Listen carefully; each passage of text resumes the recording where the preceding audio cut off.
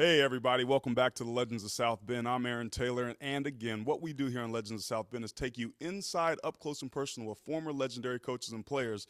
So I thought it might be pretty cool to get an old quarterback, a legendary quarterback, Rick Meyer's take on Jimmy Clausen. Casey's his brother, on Jimmy Clausen's first start. Rick, we sat here and we watched a game yesterday.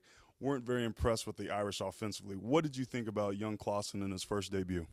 Well, I think he did okay. He protected the ball. There weren't enough plays down the field to satisfy everybody's needs, but it's a tough environment, a really hard place to make your first start, and I think he did an okay job of helping the offense. And talk about that a little bit. People don't understand that Happy Valley is not an easy place to play. You had your first start at home. Granted, it was a night against Michigan. Can you imagine as a quarterback what would have been like coming out, taking your first snap in Happy Valley in a whiteout? No, it's a tough place to go play. I remember playing how cold it was when we went there a few times, but 110,000 yesterday. That's a huge crowd, and a lot of noise, and just dealing with all that's a tough task. But they handled the ball. It'd be nice to get some more yards, but that'll come.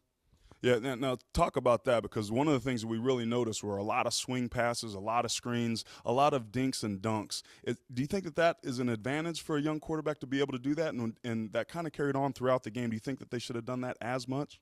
Well, it'd been nice to get some bigger plays, get the ball in the end zone a little bit, but they're trying to protect a young quarterback, a guy playing for the first time, and it'd be nice to have a little more help up front, protection wise, and get some more yards rushing the ball. But all in all, you can't put it all on his shoulders. He needs to distribute the ball the best he can, and hopefully as the weeks go on, he'll get better and better at doing that. Yeah, one of the things that we talked about yesterday that you mentioned was that when they kind of opened it up in the fourth quarter, you really saw that the offense started to move. And you mentioned being able to do that in the fourth, and then the third, and then the second, and the first. Talk a little bit about development and what it takes for a young quarterback to be able to go out there and do those things. Yeah, the mentality you have in the fourth quarter when you're down 3 or 4 touchdowns is a little bit different than the first drive of the game. And against Georgia Tech, he looked loose, he looked good, he threw the ball around, took some shots down the field, and that happened again yesterday. But he needs to get that up closer to the front of the game, make that happen early in the first half. And they did have a good first drive, but after that, you stall out 6 or 7 3-and-outs in a row, and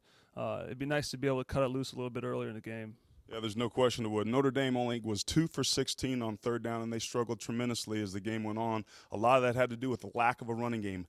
0 rushing yards, and that's something Notre Dame's not used to. So come back and stay tuned with us. You heard from Rick and a little bit more. We come back this week later on and talk about what the keys to victory are going to be against the Wolverines.